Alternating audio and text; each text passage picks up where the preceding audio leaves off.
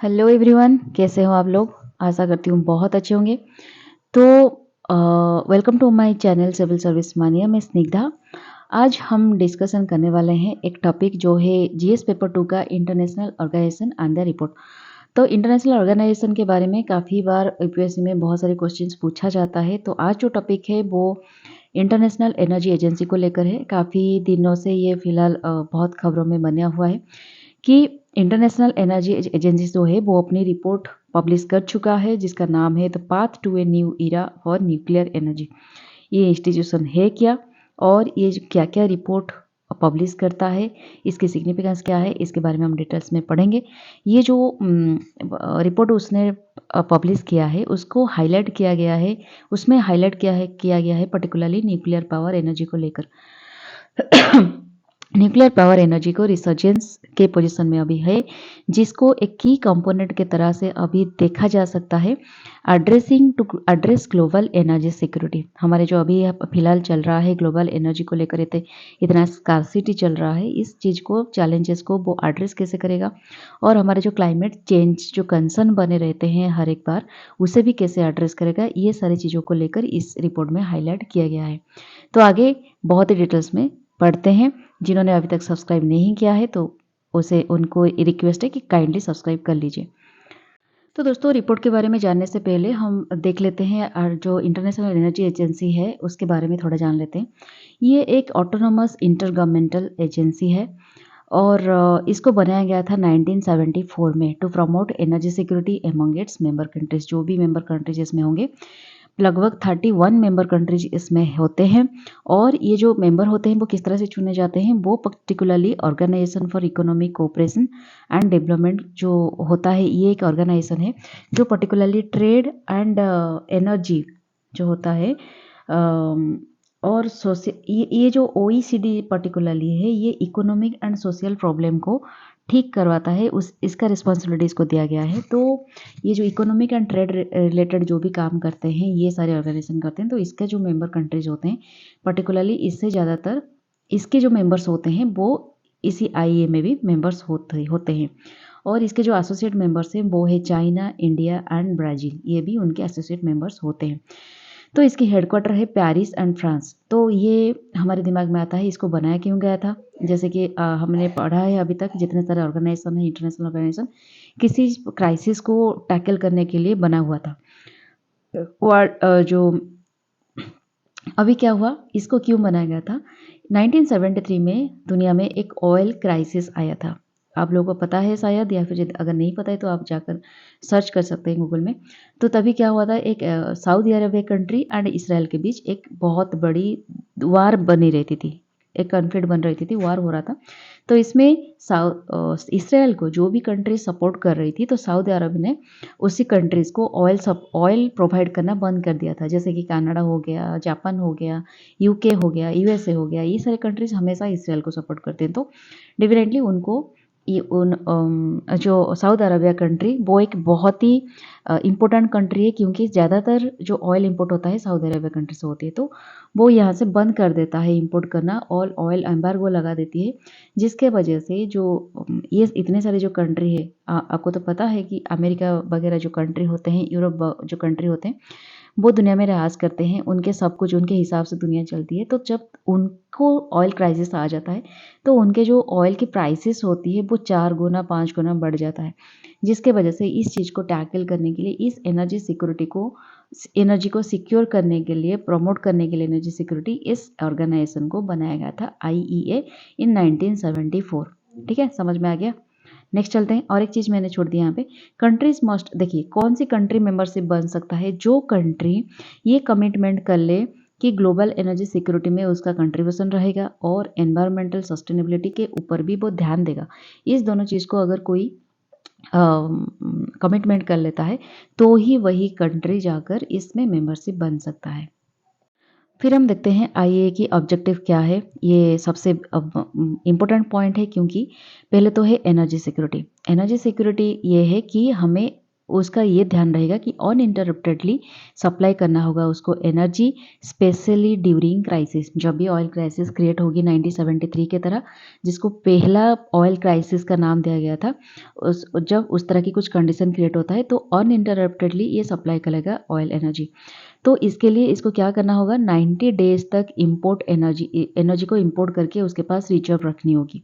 ये सारे जो पॉइंट है ये उसका इनिशिएटिव है।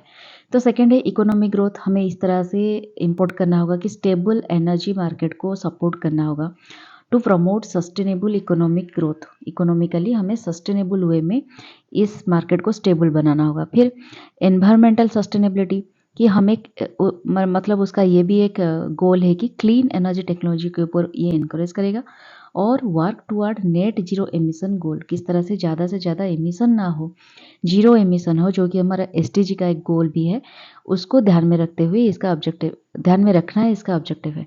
फिर ग्लोबल कोऑपरेशन, हमें उस तरह की जो इंटरनेशनल मेंबरशिप है इसके द्वारा ये इस चीज़ को एनकरेज करना होगा ताकि एक ग्लोबल कोऑपरेशन रहे इंटरनेशनली ऑन एनर्जी पॉलिसीज़। जो भी नया नया इनोवेशन हो, नया नया पॉलिसीज़ बने तो उसके बीच डिफरेंट कंट्री के बीच कोलाबोरेशन रहे, ये उसका ऑब्जेक्टिव है।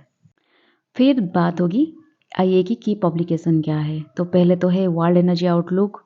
ये सारी चीज़ें आपको याद रखनी है। अगर याद नहीं आ रहा है तो एक पेपर में उसको लिख कर हमेशा याद कीजिए, तो याद रह जाएगा, क्योंकि बहुत इंपॉर्टेंट है और कई बार एमसीक्यूज़ में आ भी जाता है। तो वर्ल्ड एनर्जी आउटलुक एक रिपोर्ट है जो कि long term energy market analysis के ऊपर डाटा प्रोवाइड करता है और फोरकास्ट भी देता है। फिर सेकेंड है एनर्जी टेक्नोलॉजी पर्सपेक्टिव। ये भी आईए की तरह होता है। एनर्जी देख पा रहे हैं, एनर्जी का मतलब जहाँ पे एनर्जी आएगा तो आपको इंटरनेशनल एनर्जी एजेंसी को डाल देना है वहाँ पे, ठीक है। तो focus on innovation and technology in energy transition. जो एक एनर्जी ट्रांजिशन में क्या क्या इनोवेशन हो सकता है, क्या क्या टेक्नोलॉजी हो सकता है, इसके ऊपर ये फोकस करता है। फिर ग्लोबल एनर्जी रिव्यू, ये क्या करता है, एनुअल अपडेट देता है ग्लोबल एनर्जी ट्रेंड, किस जगह पे किस तरह की ट्रेंड चल रही है ग्लोबली, इस चीज़ का एनुअल अपडेट वो देता है। फिर अदर पब्लिकेशन होता है जैसे कि world energy balances, world energy statistics, net zero by 2050, ये सारे रिपोर्ट्स भी आईए के द्वारा पब्लिकेशन किया जाता है, ठीक है। फिर इसका जो प्रायोरिटी एरियाज होती हैं, प्रायोरिटी एरियाज 4 तरह के जो चीज़ें होती हैं उसमें वो प्रायोरिटी देता है। जो पहला तो है एनर्जी एफिशिएंसी। कुछ टेक्नोलॉजी को एनकरेज करता है कि एनर्जी कंजप्शन रिड्यूस हो सके। जैसे कि आज लोग आप देख सकते हैं कि जो टीवी आता है, जो एक एग्जांपल मान के चलिए, जो भी फ्रिज वगैरह आता है, पहले तो कितने सारे कंजप्शन होते थे, तो आजकल बहुत ही कम एनर्जी कंजप्शन पे वो चल सकते हैं। तो इस तरह की इनोवेशन टेक्नोलॉजी को वो एनकरेज करता है। फिर रिन्यूएबल एनर्जी के ऊपर काम करता है, क्योंकि आप लोग को पता है जो ऑयल रिजर्व है वो एक ना एक दिन खत्म हो जाएगा, तो फिर हर तरह की क्राइसिस क्रिएट हो जाएगी, क्योंकि आजकल के ज़माने में हम ज़्यादा से ज़्यादा ऑयल के ऊपर बहुत ही डिपेंडेबल हो गए हैं। तो इसके लिए सोलर एनर्जी है, wind energy, hydro power, bio energy, इसके ऊपर किस तरह से इनोवेशन हो सकता है, रिसर्च हो सकता है, ज़्यादा से ज़्यादा हम इसको यूज़ करके एनर्जी क्रिएट कर सकते हैं, इसके ऊपर ये भी प्रायोरिटी देता है। फिर न्यूक्लियर एनर्जी को कंस्ट्रक्टिव वे में किस तरह से हम यूज़ कर सकते हैं ताकि सेफ एंड एफिशिएंट यूज हम कर सकते हैं और सस्टेनेबल तरीके से हम इसको आगे लॉन्ग टर्म तक यूज़ कर सकते हैं, इसके ऊपर भी ये प्रायोरिटी देता है। फिर डीकार्बोनाइजेशन एक होता है जहाँ पे हम नेट जीरो एमिशन के ऊपर बात करेंगे, जो कि सस्टेनेबल डेवलपमेंट गोल में भी ये है, और 2050 तक हमें नेट जीरो एमिशन करना है। जो भी हम एनर्जी कंजप्शन करेंगे या फिर यूटिलाइज करेंगे उसमें एमिशन जीरो होना चाहिए, कार्बन की जो एमिशन होते हैं, क्योंकि यही होता है जो कि ग्लोबल वार्मिंग आगे जाकर क्रिएट करती है और बहुत सारे क्लाइमेटिक कंसर्न भी क्रिएट करती है। तो आईए के बारे में हमने अभी तक सब कुछ पढ़ लिया। अब हम देखेंगे जो रिपोर्ट उसने हाईलाइट किया था, जो रिपोर्ट पब्लिश किया था, उसके ऊपर थोड़ा हाईलाइट्स को देखेंगे। उस रिपोर्ट में किस चीज़ों के बारे में हाईलाइट किया गया है। तो पहले तो बात यह है ग्लोबल एक्सपेंशन। अभी तक 40 कंट्रीज़ जो मेंबरशिप है उसमें से बहुत सारी कंट्रीज़ और 40 अलग कंट्रीज़ वो एक्टिवली प्लानिंग कर रहे हैं कि न्यूक्लियर पावर की रोल को किस तरह से हम एनहांस कर सके एनर्जी सिस्टम में, ठीक है, ये एक चीज़ है। फिर रिकॉर्ड हाई जनरेशन अभी तक 2025 में देखा गया है, ये एक रिकॉर्ड हाई जनरेट कर सकता है, मतलब एक record amount of energy generate कर सकता है, जो कि हमारे ग्लोबल एनर्जी मिक्स के लिए एक बहुत बड़े कंट्रीब्यूशन दे सकता है। फिर कंस्ट्रक्शन सर्च अभी तक 40 गीगावाट एक new nuclear capacity are under construction, मतलब कंस्ट्रक्शन अभी चल रहा है वर्ल्ड वाइड। अभी तक मोर देन 70 गीगावाट जो होता है एनर्जी का जो मेजरमेंट होता है, अभी तक अंडर कंस्ट्रक्शन चल रहा है। और इसको ये बोला जा रहा है कि ये one of the highest level in the past 3 decades, last 30 साल में ये सबसे हाईएस्ट एनर्जी जनरेशन वाला कंस्ट्रक्शन होगी। फिर स्मॉल मॉड्यूलर रिएक्टर्स, ये जो न्यूक्लियर कैपेसिटी है, न्यूक्लियर पावर होता है, ये एक एमर्जिंग आज ए प्रोमिजिंग टेक्नोलॉजी विथ पोटेंशियल इंस्टॉलेशन, इसका भी पोटेंशियल है 80 गीगावाट तक वो जनरेट कर सकता है बाय 2040, ठीक है, accounting for 10% of global nuclear capacity. ये सारी चीज़ें पे भी ये इसमें हाईलाइट किया गया है। फिर एक इन्वेस्टमेंट ग्रोथ, इसमें जितना भी अभी तक इन्वेस्टमेंट किया गया है, लग रहा है कि एनुअल इन्वेस्टमेंट इसका डबल हो सकता है, लगभग $120 बिलियन बाय 2030, जो कि ये भी दिखाता है फाइनेंशियल कमिटमेंट भी इसको जरूरी है, क्योंकि इतना सारा फाइनेंशियल नहीं होगा तो इस तरह के काम भी नहीं किया जा सकता। इतना बड़ा बड़ा काम के लिए बड़े बड़े पैसों की भी ज़रूरत होती है, ठीक है। ये सारी चीज़ों के इसमें हाईलाइट किया गया है। तो दोस्तों हम देखेंगे अब न्यूक्लियर एनर्जी का सिग्निफिकेंस क्या है। पहले तो है एनर्जी सिक्योरिटी में इसका कंट्रीब्यूशन 9% है, जो 2023 में ग्लोबल एनर्जी जनरेशन का कैलकुलेशन किया गया था, उससे देखा गया कि 9% एनर्जी सिक्योरिटी इसी फील्ड से आता है। फिर लो एमिशन सोर्सेस, ये एक सेकेंड लार्जेस्ट सोर्स है जहाँ से लो एमिशन इलेक्ट्रिसिटी जनरेट होती है। 2023 में इसका रिकॉर्ड किया गया है after hydro power. Hydro power first एक एनर्जी सोर्स है जहाँ से जीरो एमिशन होता है, लो एमिशन होता है, और ये सेकेंड लार्जेस्ट सोर्स है। फिर डेवलपिंग इकोनॉमीज, जितना हमने 2023 में इसका एक स्टैटिस्टिक्स आया था जिसमें देखा गया कि nuclear energy accounted for just 5% of total electricity generation, जितना इलेक्ट्रिसिटी जनरेशन हुआ है उसमें 5% न्यूक्लियर एनर्जी से आया है, और as compare to 17% in advance economies. तो ये इसका सिग्निफिकेंस है। और सोर्सेस ऑफ इट, ये डुअल बेनिफिट देता है कि थर्मल एनर्जी का बेनिफिट भी देता है और इलेक्ट्रिसिटी जनरेशन का भी जो बेनिफिट देता है फ्रॉम न्यूक्लियर रिएक्टर्स। तो ये इसका सिग्निफिकेंस। तो देखेंगे रीजनल डेवलपमेंट क्या क्या हुआ है, कौन सी जगह पे किस तरह की डेवलपमेंट न्यूक्लियर एनर्जी को लेकर किस तरह की डेवलपमेंट हुआ है। पहले तो देखेंगे इसमें चाइना सबसे आगे जो रोल निभा रहा है, एक लीडरशिप का रोल निभा रहा है। इसका जो न्यूक्लियर कैपेबिलिटीज़ है वो रैपिडली एक्सपांड कर रहा है, जो कि एक वक्त पे बाय 2030 ये सरपास कर जाएगा यूनाइटेड स्टेट्स को एंड यूरोप को। जो भी इंस्टॉल कर रहा है वो न्यूक्लियर कैपेसिटी, वो काफ़ी तेज़ी से और काफ़ी ज़्यादा तरीके से इंस्टॉल कर रहा है। तो कंसनट्रेटेड सप्लाई चेन्स, जो भी एनरिचमेंट है पर्टिकुलरली यूरेनियम से ही तो हम न्यूक्लियर एनर्जी को एनरिचमेंट करते हैं, न्यूक्लियर एनर्जी प्रोडक्शन करता है, जो कि इस तरह के जो मटेरियल्स होते हैं यूरेनियम, तो ये हाईली कंसनट्रेटेड है रूसिया में, जो कि ग्लोबल एनरिचमेंट कैपेसिटी का 40% सिर्फ रूसिया से होता है। तो देख सकते हैं ये एक डाइवर्सिफाइड सप्लाई चेन को हाईलाइट करता है। फिर एमर्जिंग इकोनॉमीज, जो बाय द एंड ऑफ 2024 ये देखा गया है कि 63 न्यूक्लियर रिएक्टर्स अभी अंडर कंस्ट्रक्शन में है, जिसमें 3/4, आप इसको 63 को 4 में डिवाइड कर दीजिए, उसका 3 पर जो भाग होता है वो पर्टिकुलरली चाइना एलोन कर रहा है, एमर्जिंग कर रहा है, बाकी अलग सब कंट्रीज मिलकर कर रहे हैं। तो चाइना इसमें काफ़ी हद तक आगे बढ़ चुका है। तो न्यूक्लियर एनर्जी का कुछ चैलेंजेस भी है, हर एक चीज़ का लिमिटेशंस होता है, जितना बेनिफिट्स भी होता है कुछ ना कुछ लिमिटेशंस भी जरूर होता है। तो इसका चैलेंजेस ये है कि प्रोजेक्ट मैनेजमेंट के लिए काफ़ी सारा पैसे की ज़रूरत होता है।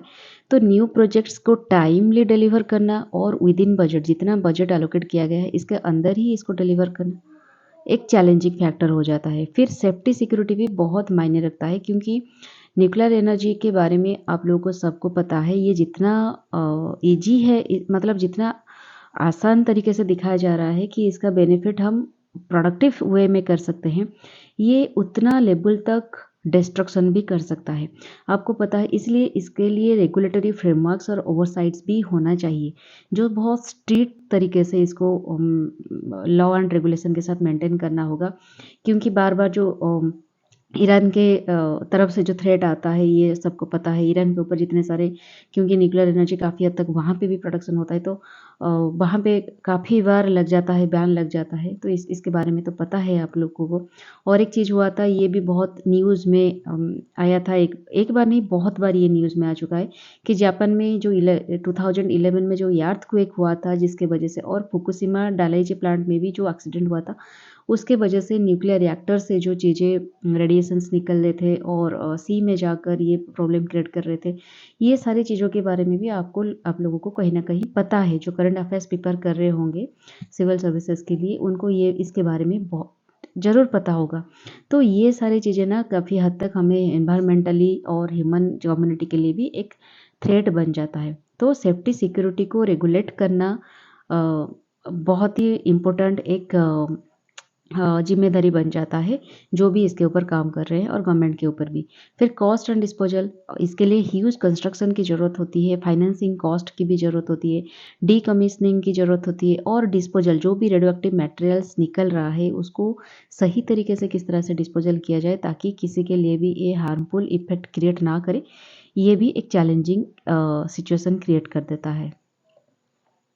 तो इसके लिए क्या रिकमेंडेशंस दिया गया है? रिकमेंडेशन में हम देख सकते हैं कि पॉलिसी सपोर्ट करना चाहिए, गवर्नमेंट की तरफ से होना चाहिए, जिसमें एक स्ट्रैटेजिक विजन होने की ज़रूरत है, और एक स्टेबल रेगुलेटरी फ्रेमवर्क की बहुत ज़रूरत है, जिसमें जो प्राइवेट सेक्टर इन्वेस्टमेंट इसमें करते हैं पर्टिकुलरली उनके लिए भी स्टेबल रेगुलेटरी फ्रेमवर्क होना ज़रूरी है, और जो भी फ्रेमवर्क होगा वो स्मूथ एंड फिजिबल भी होना चाहिए। तो गवर्नमेंट की तरफ से ये सब सपोर्ट प्रोवाइड किया जाना चाहिए। फिर सप्लाई चेन डाइवर्सिफिकेशन, जो मार्केट में एक जगह पे कंसंट्रेट होकर रह रहा है न्यूक्लियर एनर्जी, उसके ऊपर मतलब इसको हम डाइवर्सिफाई कर सकते हैं by and resilient supply chains is essential to market risk associated with concentrated market. एक कंसंट्रेटेड मार्केट अगर हो जाएगा, एक ही कंट्री अगर इसके ऊपर डोमिनेट करने लग जाएगा, तो डेफिनेटली एक थ्रेट बन जाएगी वर्ल्ड के लिए।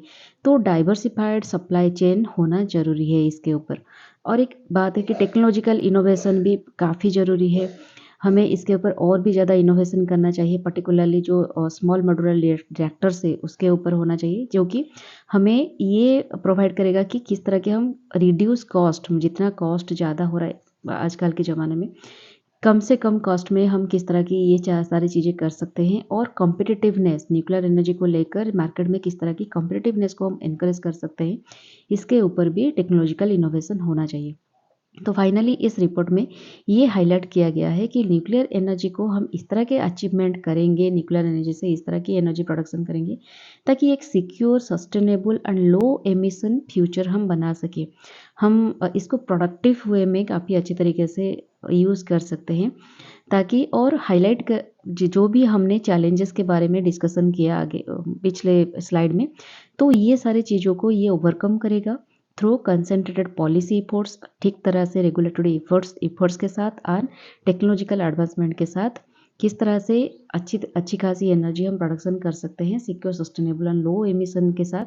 तो ये इस रिपोर्ट में पर्टिकुलरली हाईलाइट किया गया है।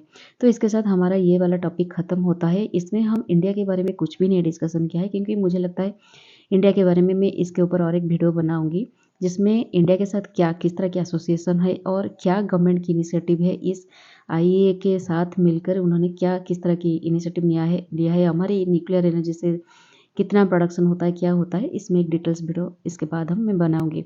तो तब तक के लिए stay tune with my channel. जिन्होंने अभी तक सब्सक्राइब नहीं किया है तो अभी तक कर लीजिए, और मेरे साथ बनी रहिए। तो tata, bye bye, take care.